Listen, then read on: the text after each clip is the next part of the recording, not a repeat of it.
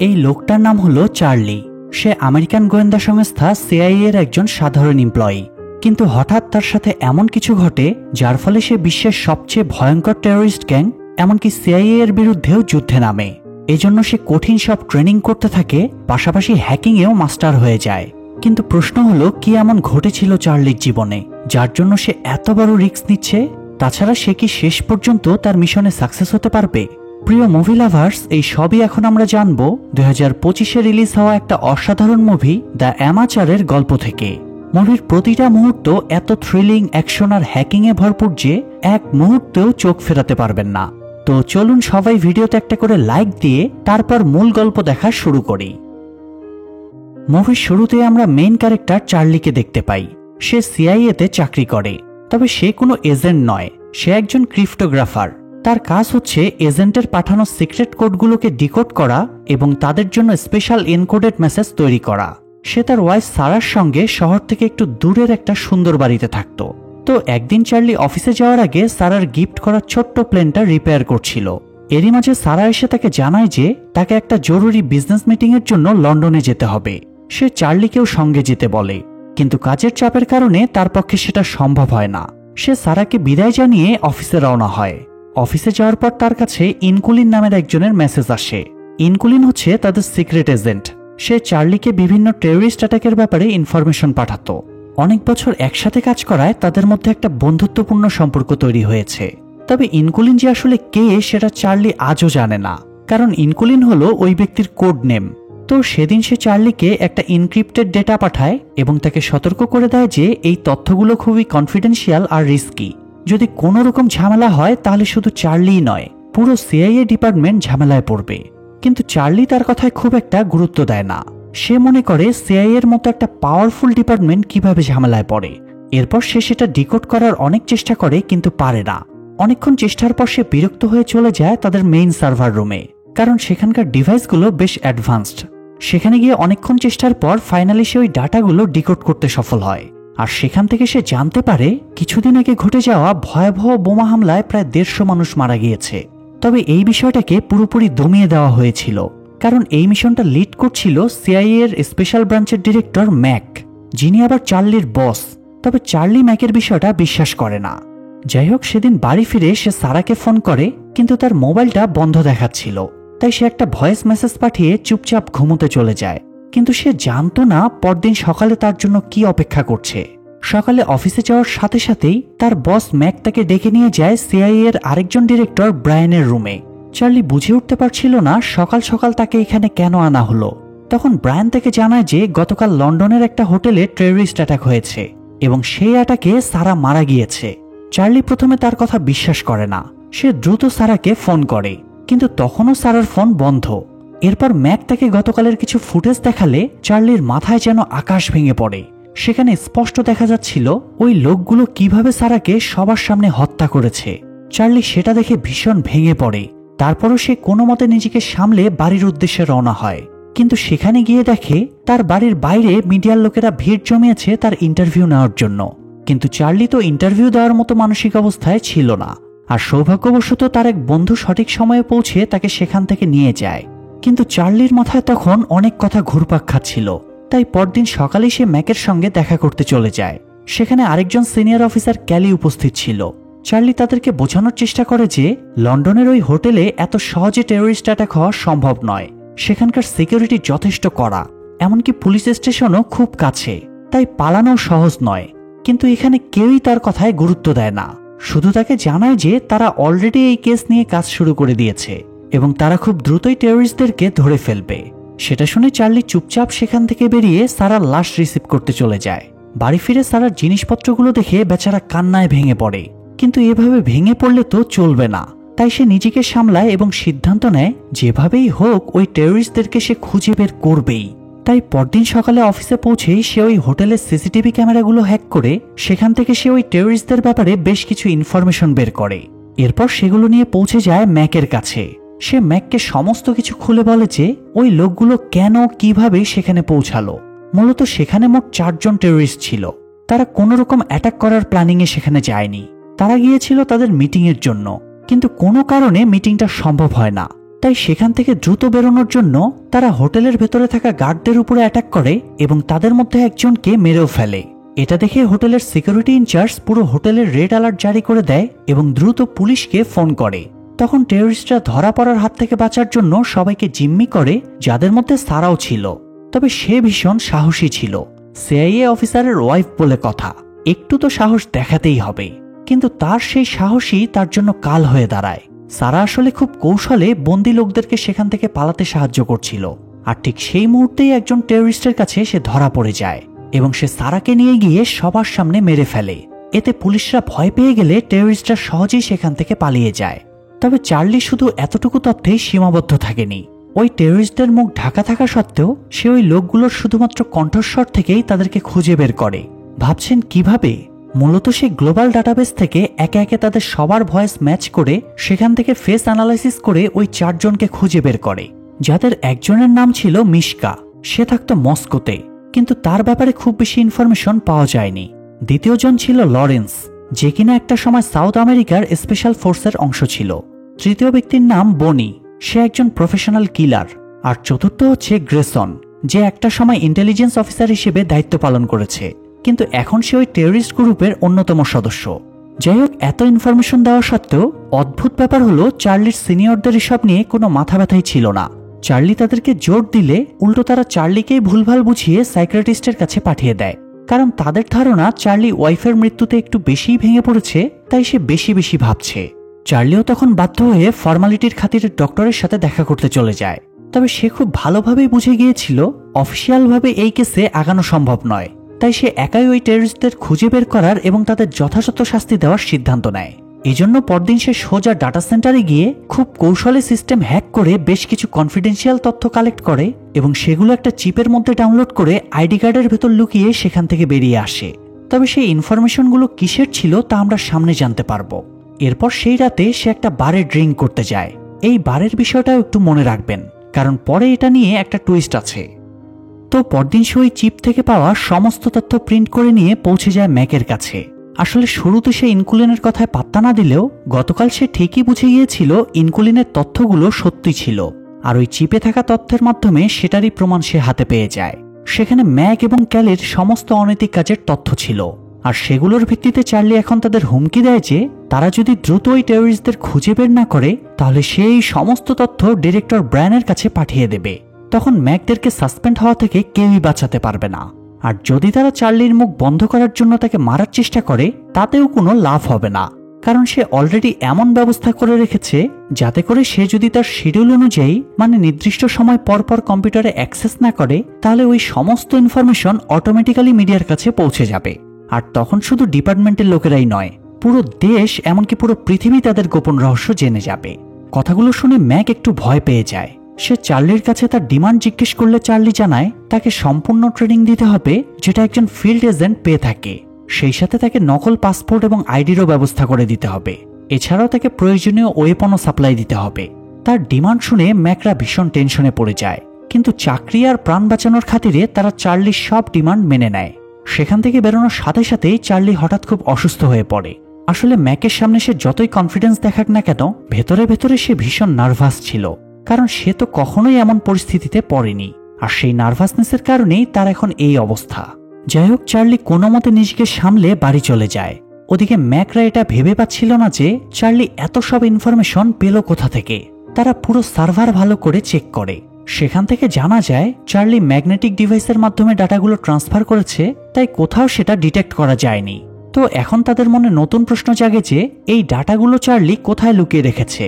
স্বাভাবিকভাবেই সেগুলো তো আর সঙ্গে নিয়ে ঘুরে বেড়াবে না, তাই তারা চার্লির অবর্তমানে তার বাড়িতে গোপন তল্লাশি চালায়। কিন্তু সেখান থেকে তেমন কোনো তথ্য না পেলেও চার্লির কম্পিউটার থেকে তারা ওই বারের কিছু ফুটেজ পায় যেখানে চার্লি ইদানিং ঘন ঘন যেতে শুরু করেছিল। তারা লক্ষ্য করে যে চার্লি সেখানকার একটা ডিভাইসের উপর নজর রাখছে। সেটা দেখে ম্যাক বুঝে যায় নিশ্চয়ই চার্লি ওই ডিভাইসের মাধ্যমেই তথ্যগুলো লুকিয়েছে। তাই তারা পৌঁছে যায় সেই বারে এবং সেখান থেকে ডিভাইসের মধ্যে থাকা সিডিটা বের করে নিয়ে অফিসে চলে আসে। অন্যদিকে চার্লি চলে যায় ট্রেনিং করতে। তার ট্রেনার হ্যান্ডারসন প্রথমে শুটিং প্র্যাকটিস দিয়ে তার ট্রেনিং শুরু করে, কিন্তু হাজার চেষ্টার পরেও চার্লি কোনোভাবেই টার্গেটে শুট করতে পারছিল না, এমনকি পয়েন্ট ব্ল্যাঙ্ক রেঞ্জ থেকেও নয়। এতে হ্যান্ডারসন একটু বিরক্ত হয়ে যায় চার্লিকে নিয়ে অনেক হাসি ঠাট্টাও করে। তবে যখন তাকে বোম বানানোর ট্রেনিং দেওয়া হয় তখন সে নিজের স্কিল দিয়ে সবাইকে তাক লাগিয়ে দেয়। মাত্র একবার দেখেই সে 1 মিনিটেরও কম সময়ের মধ্যে একটা ডায়নামাইট রেডি করে ফেলে। এটা দেখে হ্যান্ডারসন বেশ ইমপ্রেস হয়ে যায়। এমনকি ততদিনে চার্লির নকল আইডিও তৈরি হয়ে গিয়েছিল। অন্যদিকে ম্যাক পুরো ইন্টেলিজেন্স টিমকে লাগিয়ে দেয় ওই সিডিটা ডিকোড করার জন্য। অনেক চেষ্টার পর তারা ফাইনালি সেটা ডিকোড করতে সফল হয়। কিন্তু মজার ব্যাপার হলো সেখানে কোনো ইনফরমেশনই ছিল না। আসলে চার্লি ইনফরমেশনগুলো কোথাও স্টোর করে রাখেনি এবং এমন কোনো সিস্টেমও অ্যাক্টিভ করেনি যার কারণে সে মারা গেলে ওই ইনফরমেশনগুলো মিডিয়াতে লিক হতে পারে। মূলত সে খুব কৌশলে তাদেরকে ওই সিডি পর্যন্ত নিয়ে গিয়েছে যাতে করে ওই সিডিটার মাধ্যমে সে সিআইএ এর সার্ভারে বাগ ইনস্টল করতে পারে এবং তার মাধ্যমে সার্ভার হ্যাক করে ম্যাকের সব প্ল্যানিং জানতে পারে। এখন ম্যাক সেটা জানার পর কনফিউজড হয়ে যায় যে তারা ইনফরমেশন লিক না হওয়ার খুশিতে আনন্দ করবে নাকি সিআইএ এর ডিরেক্টর হওয়া সত্ত্বেও একজন সাধারণ কর্মচারীর কাছে বোকা বনে যাওয়ার জন্য আফসোস করবে। যাই হোক, তাদের এসব ভাবনার মাঝেই চার্লির ট্রেনিং কমপ্লিট হয়ে যায় এবং সে তার নকল পাসপোর্টও হাতে পেয়ে যায়। এখন তার পরীক্ষার পালা। তাই একদিন হ্যান্ডারসন চার্লিকে অনেক মারধর করে অনেক প্রেসার দিতে থাকে তার মুখ থেকে আসল পরিচয় বের করার জন্য।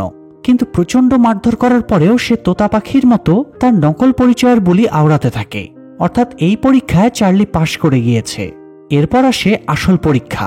হ্যান্ডারসন তাকে জিজ্ঞেস করে যে সে এসব কেন করছে, আর সে তো কোনো খুনি নয়, তাই মনে হয় না সে কখনো কাউকে মারতে পারবে। তখন চার্লি তাকে জানায় যে সে শুধুমাত্র তার স্ত্রীর খুনের প্রতিশোধ নিতে চায়, আর সেই বিচারটা আইনি দিক থেকে সম্ভব হচ্ছে না, তাই মূলত তাকে এই পন্থা অবলম্বন করতে হচ্ছে। তখন হ্যান্ডারসন তাকে পিস্তল ধরিয়ে দিয়ে তার উপর শুট করতে বলে, কিন্তু চার্লির পক্ষে তো তাকে গুলি করা সম্ভব হয় না। এতে হ্যান্ডারসন আবারও হতাশ হয়ে যায়, কেননা সে যদি ট্রেনিংয়েই কাউকে গুলি করতে না পারে তাহলে আসল স্পটে গিয়ে কি করবে। ওদিকে ম্যাক ততক্ষণে চার্লিকে মারার প্ল্যানিং শুরু করে দেয়, আর এই কাজের দায়িত্ব সে হ্যান্ডারসনকে দেয়। তবে সৌভাগ্যবশত চার্লি তাদের এই প্ল্যান সম্পর্কে জেনে যায় এবং হ্যান্ডারসন কিছু করার আগেই সে পাড়ি জমায় লন্ডনে, কারণ টেররিস্টদের মধ্যে গ্রেসন নামের মেয়েটা তখন লন্ডনেই ছিল। তাই সেখানে গিয়ে সে প্রতিনিয়ত গ্রেসনের উপরে নজর রাখতে থাকে। এক রাতে গ্রেসন তার রুম থেকে বেরিয়ে গেলে চার্লি চুপিসারে সেখানে গিয়ে ইউটিউব থেকে ভিডিও দেখে রুমের তালা খুলে ভেতরে ঢুকে যায়। মানে এই প্রথম হয়তো ইউটিউবের টিউটোরিয়াল দেখে কেউ এই ধরনের চোরা কারবারই ঠিকভাবে করতে পারল। যাই হোক, ভেতরে গিয়ে সে প্রত্যেকটা জিনিস ভালোভাবে চেক করতে থাকে এবং সেই সাথে সবকিছুর ছবিও তুলে দেয়। এসবের মাঝে হঠাৎ সে একটা পিস্তল দেখতে পায় এবং সেটা নিয়ে নাড়াচাড়া করছিল। এরই মাঝে সে বুঝতে পারে গ্রেসন ফিরে আসছে, তাই সে সিঁড়ির আড়ালে লুকিয়ে পড়ে যাতে গ্রেসন আসা মাত্রই সে গুলি করে তার মাথার খুলি উড়িয়ে দিতে পারে। তবে গ্রেসন যখন সত্যিই তার সামনে আসে তখন বেচারার সব সাহস আর প্ল্যানিং হাওয়ায় উড়ে যায়। মেয়েটা পয়েন্ট ব্ল্যাঙ্ক রেঞ্জে থাকা সত্ত্বেও সে গুলি করতে পারে না। এতে চার্লি প্রচন্ড হতাশা নিয়ে রুমে ফিরে আসে। এরপর সে তার তুলে আনা ছবিগুলো ভালোভাবে চেক করতে শুরু করে। সেখান থেকে সে গ্রেসনের ব্যাপারে কিছু মূল্যবান তথ্য পায়। পরদিন সকাল হতে না হতেই সে পৌঁছে যায় একটা ফুলের দোকানে। সেখান থেকে এক গাদা সূর্যমুখী এবং লিলি ফুল কেনে। এরপর সে ডাক্তার সেজে পৌঁছে যায় পাশের একটা হসপিটালে, যেখানে মূলত গ্রেসনের রুটিন চেকআপ চলছিল। তাকে একটা বদ্ধ কাচের চেম্বারের মধ্যে সাইকেলিং করানো হচ্ছিল এবং বাইরে ডক্টর তার ব্লাড প্রেশার এবং ইমিউনিটি মনিটর করছিল। মূলত গ্রেসন একজন লো ইমিউনিটির মানুষ। তো হঠাৎ এমার্জেন্সি কল আসলে ডক্টর তাকে সেখানে রেখেই বাইরে চলে যায়, আর সেই সুযোগে চার্লি মুখে মাস্ক লাগিয়ে ভেতরে ঢুকে পড়ে। প্রথমে ল্যাবের দরজাটা বন্ধ করে, এরপর গ্রেসনের চেম্বারের দরজাটাও লক করে দেয়। গ্রেসন কিছুই বুঝতে পারছিল না। তখনই চার্লি তার চেম্বারের মধ্যে ওই ফুলের রেণুগুলো ছড়াতে শুরু করে, কারণ সে জেনে গিয়েছিল গ্রেসনের ফুলের রেণুতে অ্যালার্জি আছে। রেণুগুলো যতই নিঃশ্বাসের সাথে গ্রেসনের শরীরের ভিতরে যাচ্ছিল ততই তার অবস্থা খারাপ হচ্ছিল। তাকে একবারে দুর্বল করে দিয়ে চার্লি তার কাছে তার টিমের ব্যাপারে জিজ্ঞেস করে। গ্রেসন প্রথমে কিছুই বলতে না চাইলেও পরবর্তীতে যখন তার অবস্থা খুব বেশি খারাপ হয়ে পড়ে তখন সে বাধ্য হয়ে সবকিছু খুলে বলতে শুরু করে। কিন্তু দুঃখের বিষয়, সে এতটাই আস্তে বলছিল যে তার কথাগুলো চার্লির কান পর্যন্ত পৌঁছায় না। তখন চার্লি তার কথাগুলো স্পষ্ট শোনার জন্য যেই না চেম্বারের দরজা খোলে তখন সাথে সাথেই গ্রেসন তার উপর অ্যাটাক করে ল্যাব থেকে পালাতে শুরু করে। চার্লিও তার পেছন পেছন ছুটতে থাকে, কিন্তু সে কিছু করার আগেই এক ভয়ঙ্কর অ্যাক্সিডেন্টে তার চোখের সামনে গ্রেসন মারা যায়। চার্লি সেটা দেখে বেশ ঘাবড়ে যায়। এরই মাঝে তার চোখ পড়ে গ্রেসনের মোবাইলটার উপর। সে খুব কৌশলে গিয়ে মোবাইলটা তুলে নিয়ে সেখান থেকে পালিয়ে যায়। বাড়ি ফিরে সে দ্রুত নিজের জিনিসপত্র গুছিয়ে নিয়ে অন্য একটা হোটেলে শিফট হয়ে যায় যাতে তার ধরা পড়ার কোনো রিস্ক না থাকে। কিন্তু এত কিছুর পরেও গ্রেসনের মৃত্যুটা তার মাথা থেকে বেরোচ্ছিল না। যদিও সে নিজে হাতে তাকে মারেনি, তবুও এর জন্য সে নিজেকেই দায়ী মনে করতে শুরু করে। মানসিক যন্ত্রণা সহ্য করতে না পারে সে পৌঁছে যায় একটা বারে। সেখানে গিয়ে একের পর এক ড্রিঙ্কস করতে থাকে মাইন্ড ডাইভার্ট করার জন্য। কিন্তু ততক্ষণে ট্রেনার হ্যান্ডারসন সেখানে পৌঁছে যায়। তাকে দেখা মাত্রই চার্লি সেখান থেকে পালাতে শুরু করে। দৌড়তে দৌড়তে সে পাশের আরেকটা বারে ঢুকে যায়, কিন্তু তবুও হ্যান্ডারসন তার পেছন ছাড়ে না। তখন সে বাধ্য হয়ে সেখানকার ওয়াশরুমে ঢুকে পড়ে। তবে সেখানেও সমস্যা, বাইরে বেরোনোর কোনো রাস্তাই সেখানে ছিল না। তাই বেচারাকে আবারও দরজা খুলে বেরিয়ে আসতে হয়। তবে সে এটা বুঝতে পারছিল না যে হ্যান্ডারসন তাকে খুঁজে পেল কিভাবে। আসলে গ্রেসন মারা যাওয়ার সাথে সাথেই ম্যাক সেটার খবর পেয়ে গিয়েছিল। সে জানতো কাজটা চার্লিরই, কিন্তু ডিরেক্টর ব্রায়ান সেটা মানতে চায় না, কারণ নিউজ মিডিয়ার খবর অনুযায়ী গ্রেসনের মৃত্যু একটা অ্যাক্সিডেন্ট। তবে এরপরও ব্যাপারটা নিয়ে ম্যাক হ্যান্ডারসনকে অ্যালার্ট করে দেয়। এরপর হ্যান্ডারসন খোঁজ নিয়ে জানতে পারে গ্রেসনের মোবাইলটা চার্লির কাছে আছে, আর সেটা ট্র্যাক করতে করতেই সে চার্লির কাছে পৌঁছে যায়। এসব শুনে চার্লি একটুও ভয় পায় না, বরং হ্যান্ডারসনকে জানায় যে সে ওই বারে একটা বোম লাগিয়েছে। এমনকি হ্যান্ডারসন কিছু বুঝে ওঠার আগেই চার্লি তার মোবাইলের একটা বাটন প্রেস করে বোমটা ব্লাস্ট করে দেয়। এতে সেখানে হুলস্থুল তৈরি হলে সেই সুযোগে সে সেখান থেকে পালিয়ে যায়। সেই সাথে মোবাইলের ট্র্যাকারটা অফ করে দেয় যাতে হ্যান্ডারসন আর তাকে খুঁজে না পায়। তবে চার্লি এতটুকু বুঝে গিয়েছিল যে সে প্রত্যেকবার এত সহজে পালাতে পারবে না। তাই সে এবার ইনকুলিনের সঙ্গে যোগাযোগ করে। ইনকুলিন তখন টার্কিতে ছিল। চার্লির অনুরোধে সে চার্লিকে সেখানে ডেকে নেয়। চার্লি তখন বুদ্ধি খাটিয়ে প্লেনের বদলে কার্গোতে করে রওনা হয়, কারণ প্লেনে করে গেলে খুব সহজেই তার ডেস্টিনেশন খুঁজে বের করা যাবে। তো সেখানে পৌঁছানোর পর ইনকুলিনের গাইডেন্স অনুযায়ী সে একটা রেস্টুরেন্টে গিয়ে বসে। সে যেহেতু ইনকুলিনকে চিনত না, তাই সেখানে থাকা সবাইকে তার ইনকুলিন মনে হচ্ছিল। তখন সে একটা বুদ্ধি খাটায়। সে ইনকুলিনকে একটা মেসেজ পাঠায়। মেসেজটা সেন্ড হওয়া মাত্রই পাশের একজন মধ্যবয়স্ক লোক ফোনটা হাতে নেয়, আর সেটা দেখে চার্লি ধরে নেয় ওই লোকটাই ইনকুলিন। তবে চার্লি লোকটার সাথে কথা বলতে গেলে একজন মহিলা তাকে ডেকে নিয়ে সেখান থেকে বেরিয়ে আসে। তখন চার্লি জানতে পারে ওই মেয়েটাই আসলে ইনকুলিন। সে চার্লিকে জানায় যে তার হাজব্যান্ড একজন সিআইএ এজেন্ট ছিল, আর তার কোড নেম ছিল ইনকুলিন। তবে 6 বছর আগে একটা মিশনে তাকে তার জীবন দিতে হয়। আর মেয়েটা যেহেতু নিজেও একজন এক্সপার্ট হ্যাকার ছিল, তাই এরপর থেকে সেই গোপনে ইনকুলিন সেজে সিআইএ কে আপডেট দিতে শুরু করে। কথা বলতে বলতে তারা শহর থেকে একটু দূরের একটা নির্জন বাড়িতে চলে আসে। ইনকুলিন চার্লিকে জানায় যে সে গত 3 বছর ধরে ওই বাড়িতেই নিরাপদভাবে থাকছে। তখন চার্লি কৌতূহলবশত তাকে জিজ্ঞেস করে তার শত্রুরা যদি তার অ্যাড্রেস সম্পর্কে জেনে যায় বা রাশিয়ান মাফিয়ারা যদি তার উপরে হামলা করে তখন সে কি করবে। তখন ইনকুলিন একটা পিস্তল দেখিয়ে বলে এমন কোনো ঘটনা ঘটলে সে ওই পিস্তল দিয়ে নিজেই নিজেকে শেষ করে দেবে। মানে কোন লেভেলের মাইন্ডসেট ভাবা যায়। যাই হোক, এরপর তারা তাদের কাজে লেগে পড়ে। ইনকুলিন আগে থেকেই চার্লির মিশনের ব্যাপারে জানতো, তাই ওই টেররিস্টদের ব্যাপারে ডিটেলস বের করে রেখেছিল। সে চার্লিকে জানায় তার মেইন টার্গেট বনি নিজে কিলার হওয়া সত্ত্বেও নিজের সেফটির জন্য বড় বড় কিলারদেরকে নিয়ে নিজের কাজ করায়। আর লরেন্স হচ্ছে অস্ত্রের ব্যবসা করে, তার সাথে দেখা করতে হলে অস্ত্রের ব্যবসায়ী সেজে দেখা করতে হবে। এরপর বাকি থাকে মিশকা। তার একটা খুব বাজে অভ্যাস আছে, সে যেখানেই যাক যাই করুক সেগুলো সোশ্যাল মিডিয়াতে আপলোড করে। এসব শুনে চার্লি বুঝে যায় এই মুহূর্তে তার জন্য সবথেকে ইজি টার্গেট হচ্ছে মিশকা। তাই তারা এবার মিশকার ব্যাপারে ঘাটাঘাটি করতে শুরু করে। তার পোস্টগুলো চেক করতে গিয়ে তারা রিসেন্ট একটা ছবিতে একটা মেয়ের সন্ধান পায়। দেখে মনে হচ্ছিল মেয়েটা হয়তো তার গার্লফ্রেন্ড। এরপর তারা ফেস অ্যানালাইসিসের মাধ্যমে সেই মেয়ের সমস্ত ডিটেলস বের করে ফেলে। জানা যায় মেয়েটা এই মুহূর্তে স্পেনে আছে, তার মানে মিশকাও এখন স্পেনে। তাই তারা স্পেনের ওই শহরের সম্ভাব্য হোটেলগুলোর সার্ভার হ্যাক করে ডেটাবেস চেক করতে শুরু করে। অন্যদিকে তখন দেখা যায় ডিরেক্টর ব্রায়ান ম্যাককে আলাদা ডেকে তার প্ল্যানের ব্যাপারে জিজ্ঞেস করে। আসলে সে জেনে গিয়েছিল ম্যাক লুকিয়ে কোনো অনৈতিক প্ল্যান করছে, কিন্তু সেটা আসলে কি আর কোন বিষয়ে তা ব্রায়ানের জানা ছিল না। তবে ম্যাক এখানে পুরো বিষয়টাই অস্বীকার করে যায়। তখন ব্রায়ান তাকে সতর্ক করে দিয়ে সেখান থেকে চলে যায়। এরপর তার অ্যাসিস্ট্যান্ট তাকে জানায় হ্যান্ডারসন এই মুহূর্তে লন্ডনে আছে। সেটা শুনে ব্রায়ান একটু অবাক হয়, কারণ সে তো হ্যান্ডারসনকে লন্ডনে পাঠায়নি। তাহলে সে কার অর্ডারে সেখানে গেল? তখন সে তার অ্যাসিস্ট্যান্টকে এই রহস্য উদ্ঘাটন করতে বলে, এমনকি প্রয়োজন পড়লে হ্যান্ডারসনকে মেরে ফেলারও অর্ডার দেয়। এদিকে চার্লিরা ততক্ষণে জেনে যায় মিশকা কোন হোটেলে আছে। সুইমিং এর ভীষণ শখ মিশকার, তাই সে ওই শহরের সবথেকে বড় আর সুন্দর পুলওয়ালা একটা হোটেলেই উঠেছে। তো চার্লিরা তখন ওই হোটেল এবং পুল নিয়ে ঘাটতে শুরু করে। পুলটা যে শুধুমাত্র দেখতেই সুন্দর ব্যাপারটা এমন নয়, সেটার একটা স্পেশালিটিও আছে। পুলটা সম্পূর্ণ কাচের তৈরি এবং শূন্যে ভাসমান। মানে কোনো কারণে যদি পুলের কাচ ভেঙে যায় তাহলে ভেতরে থাকা মানুষ সোজা পৌঁছে যাবে নিচে আর তার আত্মাটা চলে যাবে উপরে। তো সেখান থেকে চার্লির মাথায় একটা আইডিয়া আসে। সে কয়েকদিন পুলের আশেপাশে চক্কর কাটার পর একদিন সুযোগ বুঝে মিশকার সামনে যাওয়ার সিদ্ধান্ত নেয়। কিন্তু সেখানে যাওয়ার পথে হঠাৎ একটা লোককে দেখে চার্লির মনে সন্দেহ জাগে যে লোকটা হয়তো তাকে ফলো করছে। সে এই বিষয়টা ইনকুলিনকে জানালে ইনকুলিন চেক করে জানায় লোকটা একজন সিআইএ এজেন্ট, যে কারণে সে চার্লিকে মিশনটা ক্যান্সেল করার পরামর্শ দেয়। কিন্তু এতদূরে সে চার্লি ফিরে যেতে চাচ্ছিল না, তাই সে এক বুক সাহস নিয়ে মিশকার সামনে গিয়ে দাঁড়ায় এবং তার কাছে লরেন্স এবং বনির ব্যাপারে জানতে চায়। সেই সাথে হুমকি দেয় যে মিশকা যদি তার কথা না শোনে তাহলে তাকে অনেক বড় বিপদে পড়তে হবে। কিন্তু মিশকা তার কথায় পাত্তা না দিয়ে মনের আনন্দে সাঁতার কাটতে থাকে। তখন চার্লি একটা বাটন প্রেস করা মাত্রই পুলের কাছে ফাটল ধরে আর মিশকা কিছু বুঝে ওঠার আগেই পানি সহ সোজা পৌঁছে যায় নিচে এবং এখানেই মিশকার চ্যাপ্টার ক্লোজ হয়। এরই মাঝে ইনকুলিন চার্লিকে সতর্ক করে দেয় যে হ্যান্ডারসন আবারও চলে এসেছে। সেটা শুনে চার্লি সেখান থেকে পালাতে শুরু করে, কিন্তু দুর্ভাগ্যবশত হ্যান্ডারসন তাকে দেখে ফেলে এবং ধাওয়া করতে শুরু করে।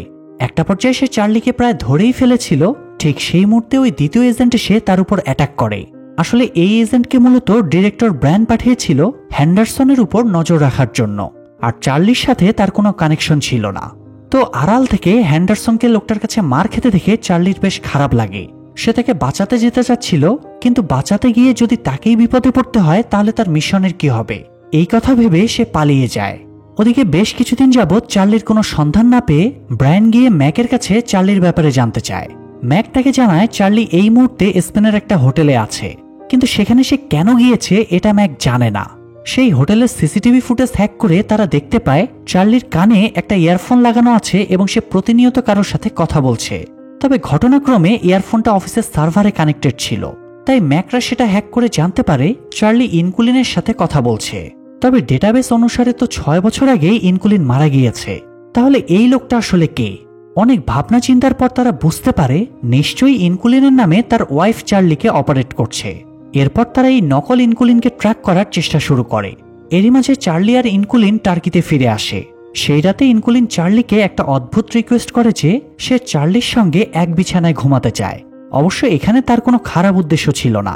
আসলে এত বছর একা থাকতে থাকতে সে ভীষণ ফ্রাস্ট্রেটেড হয়ে গিয়েছিল, তাই কোনো মানুষ যে তার পাশে আছে এই অনুভূতিটা পেতে চাচ্ছিল সে। কিন্তু তার সেই ইচ্ছাটা পূরণ হয় না। বিছানায় গা এলাতেই হঠাৎ সে সিগন্যাল পায় যে তাদের দিকে কেউ এগিয়ে আসছে। সে দ্রুত উঠে সিকিউরিটি ক্যামেরা চেক করলে দেখতে পায় সিআইএ এর লোকেরা সেখানে চলে এসেছে। এটা দেখে সে দ্রুত কম্পিউটারের সব ডাটা ক্র্যাশ করে দিয়ে চার্লিকে নিয়ে সেখান থেকে পালাতে শুরু করে। কিন্তু দুঃখের বিষয় এজেন্টরা তাদের গাড়ির পেছনে ড্রোন লাগিয়ে দিয়েছিল। তারা কোনোভাবেই ওই ড্রোনের অ্যাটাক থেকে বাঁচতে পারছিল না। এসবের মাঝেই হঠাৎ করে তাদের গাড়ির অ্যাক্সিডেন্ট হয়ে যায় এবং সেই অ্যাক্সিডেন্টে ইনকুলিন গুরুতরভাবে আহত হয়। চার্লি তখন কোনো মতে তাকে সামলে পাশের সিটে বসিয়ে নিজেই ড্রাইভ করতে শুরু করে। অনেকটা সময় এভাবে ধাওয়া পাল্টা দেওয়ার পর ফাইনালি সে এজেন্টের হাত থেকে বাঁচতে সফল হয়। কিন্তু ততক্ষণে ইনকুলিন মারা গিয়েছিল। চার্লি এতে খুব আপসেট হয়ে পড়লেও তাকে শেষ বিদায় জানিয়ে আবারও তার মিশনে রওনা হয়। আসলে কোনো মিশনে সাকসেস হওয়ার অন্যতম একটা রুলস হলো এগিয়ে যাওয়া। ওই যে বলে না, the show must go on. তো এবার সে অস্ত্র ব্যবসায়ী সেজে রোমানিয়ায় পৌঁছে যায় লরেন্সের কাছে। তবে অদ্ভুত ব্যাপার হলো ম্যাকরা এদিকে জানতে পারে চার্লি বার্লিনে আছে। তারা চার্লির লাইভ ফুটেজ দেখছিল, তাই ভুল হওয়ার কোনো সম্ভাবনা নেই। চার্লির কি আবার কোনো যমজ ভাইটাই আছে নাকি? না, এটাও চার্লির একটা প্ল্যান। সে রোমানিয়ায় পৌঁছানোর পর নিজের একটা ভিডিও রেকর্ড করে সেটা বার্লিনের একটা হোটেলের সিসিটিভি ফুটেজে এমনভাবে সেট করে যেটা দেখে সবাই মনে করবে চার্লি বার্লিনের ওই হোটেলেই আছে। তাই তার বসরাও তার এই ফাঁদে পা দিয়ে ফেলে এবং তাকে মারার জন্য লোক পাঠিয়ে দেয় বার্লিনে। ওদিকে চার্লি লরেন্সকে একটা নির্জন গোডাউনে ডেকে পাঠায়। সেখানে পৌঁছানোর পর লরেন্স শুধুমাত্র একটা ফোন ছাড়া আর কিছুই দেখতে পায় না। হঠাৎ করে ফোনটা বেজে উঠলে লরেন্স গিয়ে কলটা রিসিভ করে। চার্লি তখন তাকে জানায় তার পার্সেলটা সামনে রাখা বক্সের ভেতরে আছে। লরেন্স আসলে তার কাছ থেকে কিছু মিসাইল অর্ডার করেছিল, তো সে মনে করে বক্সের মধ্যে নিশ্চয়ই মিসাইল আছে। কিন্তু বক্সটা খোলা মাত্রই তার চোখ ছানা বড়া হয়ে যায়, কারণ ভেতরে একটা বেশ পাওয়ারফুল বোম রাখা ছিল। এরই মাঝে চার্লি এসে তাকে বনির ব্যাপারে জিজ্ঞেস করে, সাথে হুমকিও দেয় যে সে যদি সত্যিটা না বলে তাহলে চার্লি বোমটা ব্লাস্ট করে দেবে। প্রাণের ভয়ে তখন লরেন্স তাকে জানিয়ে দেয় যে বনির ব্যাপারে সে বেশি কিছু জানে না, তবে তার ধারণা বনির আস্তানা সাগরের মাঝে বা তার আশেপাশে কোথাও, আর অস্ত্রের প্রয়োজন পড়লে সে শুধু লরেন্সকে মেসেজ পাঠায়। এর বাইরে তাদের কখনোই কোনো কথা হয়নি। সেটা শুনে চার্লি লরেন্সের মোবাইলটা চেক করতে চাইলে লরেন্স ভয়ে ভয়ে তাকে মোবাইলটা দিয়ে দেয়। এরপর চার্লি মোবাইলটা নিয়ে সেখান থেকে বেরিয়ে যায় এবং বেরোনোর সময় বোমটাও ব্লাস্ট করে দেয়। আর এই ব্লাস্টে লরেন্সের চ্যাপ্টারও ক্লোজ হয়ে যায়। অর্থাৎ হারাধনের 4টি ছেলে রইল বাকি এক, মানে এখন শুধু বনিকে পেলেই মিশন কমপ্লিট। এদিকে লরেন্সের মৃত্যুর খবরটাও তৎক্ষণাৎ ম্যাকের কাছে পৌঁছে যায়। সে বুঝতে পারে এবারও চার্লি তাকে বোকা বানিয়েছে। সে আসলে রোমানিয়াতে ছিল, বার্লিনে নয়। কিন্তু কি আর করার, তারা আবারও নতুনভাবে চার্লিকে খুঁজতে শুরু করে। ওদিকে চার্লি লরেন্সের মোবাইলে থাকা মেসেজগুলো ডিকোড করে একটা বন্দরের অ্যাড্রেস পায়। তারপর পরদিন সেখানে গিয়ে একটা গাড়ির উপর তার সন্দেহ লাগে। গাড়িটার আশেপাশে অনেকগুলো মানুষ দাঁড়িয়েছিল। চার্লি তখন লরেন্সের মোবাইল থেকে পাওয়া নাম্বারে কোড মেসেজ পাঠালে ওই লোকগুলোর মধ্যে একজন মোবাইল চেক করে। সেটা দেখে চার্লি বুঝে যায় তারা নিশ্চয়ই বনির লোক। তাই সে আড়াল থেকে তাদের গতিবিধির উপর নজর রাখে। তারা একটা শিপিং বোটে মালামাল লোড করছিল। চার্লি সেটার ভিতরে খুব কৌশলে একটা বম সেট করে রেখে চলে যায়। এরপর ওই বোটের ব্যাপারে সম্পূর্ণ রিসার্চ করে। আর তারপর দিন সে আবারও পৌঁছে যায় ওই বন্দরে। কিন্তু এবার তার সাথে একটা ভয়ঙ্কর ঘটনা ঘটে। সেখানে পৌঁছানো মাত্রই কেউ একজন তার উপর অ্যাটাক করে তাকে অজ্ঞান করে ফেলে। জ্ঞান ফেরার পর সে দেখতে পায় তাকে বনির আস্তানায় নিয়ে আসা হয়েছে। এরপর চার্লি জানতে পারে তার সেট করা ওই বোমটা বনির হাতে ধরা পড়ে গিয়েছে। এটা দেখে চার্লি ভীষণ টেনশনে পড়ে যায়, কারণ সে তো ভেবেছিল ওই বোমের মাধ্যমে সে বনিকে শেষ করে দেবে। কিন্তু তেমনটা তো হলো না। বনি তখন চার্লিকে জিজ্ঞেস করে তাকে এখানে কে পাঠিয়েছে, সিআইএ নাকি এফবিআই। চার্লি তখন স্পষ্ট জানিয়ে দেয় তাকে কেউ পাঠায়নি, সে তার ওয়াইফের মৃত্যুর প্রতিশোধ নিতে এসেছে। কথাটা শুনে বনি ভীষণ অবাক হয়, কারণ আজ পর্যন্ত তার আস্তানায় কেউ পৌঁছাতে পারেনি। সেখানে চার্লি একাই নিজের দমে সেখানে পৌঁছেছে। অবশ্য ম্যাকের কাছ থেকে সে চার্লির ব্যাপারে মোটামুটি আইডিয়া পেয়েছিল, তবে সে যে এতটা সাহসী হবে বনি সেটা ভাবতে পারেনি। সে চাইলেই চার্লিকে এখানে শেষ করে দিতে পারত, কিন্তু যেহেতু এখানে স্বার্থ নয় বরং ইমোশন জড়িয়ে আছে, তাই সে বিষয়টাকে অন্যভাবে হ্যান্ডেল করার চেষ্টা করে। সে সারার সাথে ঘটা দুর্ঘটনার জন্য ক্ষমা চায় এবং চার্লিকে জানায় যে সে মূলত সারাকে মারতে চায়নি, কিন্তু পরিস্থিতির চাপে কাজটা করতে বাধ্য হয়েছে। তো সে যেহেতু নিজ হাতেই সারাকে খুন করেছে, তাই সে নিজেই চার্লির হাতে একটা পিস্তল ধরিয়ে দিয়ে তাকে শুট করতে বলে। চার্লি তখন তার দিকে গান পয়েন্ট করে ঠিকই, কিন্তু প্রতিবারের মতো এবারও গুলি চালাতে পারছিল না। এটা দেখে বনি মনে মনে খুশি হয়, কারণ সে আগে থেকেই জানতো চার্লি গুলি করতে পারে না, নার্ভাস হয়ে যায়। তবে তার সেই খুশিটা নিমিষেই উধাও হয়ে যায় যখন তার দলের একজন এসে তাকে জানায় যে তাদের বোটটা অটোমেটিক্যালি অন্যদিকে ঘুরে যাচ্ছে, তারা কোনোভাবেই কন্ট্রোল করতে পারছে না। বনি বুঝে উঠতে পারছিল না এসব কি হচ্ছে। আর তখনই আমরা চার্লির কেরামতি সম্পর্কে জানতে পারি। আসলে সে সম্পূর্ণ প্রস্তুতি নিয়েই সেখানে এসেছিল। জ্ঞান ফেরার সাথে সাথেই সে একটা মাত্র বাটন প্রেস করে বোটের ইঞ্জিন সার্ভার নিজের কন্ট্রোলে নিয়ে নেয়। সেই সাথে পাশের দেশ ফিনল্যান্ডের কোস্টগার্ডদেরকেও অ্যালার্ট করে দেয়, যাতে বনির নৌকাটা তাদের সীমানায় ঢোকার সাথে সাথেই তারা তাকে অ্যারেস্ট করতে পারে। তো বনির পুরো টিম মিলেও চার্লির এই প্ল্যান নষ্ট করতে পারে না। আর কিছুক্ষণের মধ্যেই তাদের নৌকাটা ফিনল্যান্ডের সীমানায় গিয়ে পৌঁছায় এবং সেখান থেকে কোস্টগার্ডেরা তাদেরকে অ্যারেস্ট করে। তারা বনিকে নিয়ে যাওয়ার সময় সে খুব ভয়ঙ্কর দৃষ্টিতে চার্লির দিকে তাকাচ্ছিল, কারণ সে বুঝে গিয়েছিল ফিনল্যান্ডের অথরিটির হাত থেকে এত সহজে পার পাওয়া সম্ভব নয়। তবে চার্লির মনে এই নিয়ে কোনো ভয় ছিল না। যাই হোক, এরপর চার্লি নিজ দেশে ফেরত আসে এবং পরদিন ডিরেক্টর ব্রায়ান একটা প্রেস কনফারেন্সের আয়োজন করে মিডিয়াকে জানায় যে ডিপার্টমেন্টের চোখে ধুলো দিয়ে অনৈতিক কাজকর্মের সাথে জড়িত থাকার অপরাধে ম্যাক এবং তার সঙ্গীদেরকে বরখাস্ত এবং অ্যারেস্ট করা হয়েছে। সেটা শুনে চার্লি খুব খুশি হয়। সেই রাতে তার সঙ্গে ট্রেনার হ্যান্ডারসনেরও দেখা হয়। সে কখনো ভাবতেও পারেনি চার্লি একা এত সাহস দেখিয়ে পুরো মিশনটা কমপ্লিট করতে পারবে। চার্লিকে নিয়ে তার খুব গর্ব হচ্ছিল। সে চার্লির কাছে তার অ্যাটাক করার জন্য ক্ষমাও চায়। চার্লি জানতো এখানে হ্যান্ডারসনের কোনো দোষ নেই, কারণ সে তো উপরের অর্ডার ফলো করতে বাধ্য। তাই সেও হ্যান্ডারসনকে ক্ষমা করে তার বাড়ি ফিরে যায়। পরদিন সে গিয়ে সারার কবরে শ্রদ্ধাঞ্জলি জানায়, আর তারপর সারার গিফট করা ওই প্লেনটা নিয়ে উড়াল দেয় মুক্ত আকাশে। আর এখানেই এই সুন্দর গল্পটা শেষ হয়ে যায়। সত্যি বলতে গল্পটা খুব সাদামাটা হলেও আমার কাছে এটা ভীষণ ভালো লেগেছে। যেখানে চাকরি বাঁচানোর খাতিরে মানুষ তার পরিবারকেও ভুলে যায়, সেখানে কিনা চার্লি তার মৃত ওয়াইফের জন্য এত যুদ্ধ করল। অবশ্য তার লড়াই শুধু সারার জন্যই ছিল না, তার ডিপার্টমেন্টের অনৈতিকতার বিরুদ্ধেও ছিল। তো গল্পটা কেমন লাগলো সেটা অবশ্যই আমাদের কমেন্ট করে জানাবেন। আর এমন সব সুন্দর সুন্দর মুভির এক্সপ্লানেশন দেখার জন্য চ্যানেলটা সাবস্ক্রাইব করে বেল বাটনটা অল প্রেস করে রাখবেন। দেখা হবে পরের ভিডিওতে। আল্লাহ হাফেজ।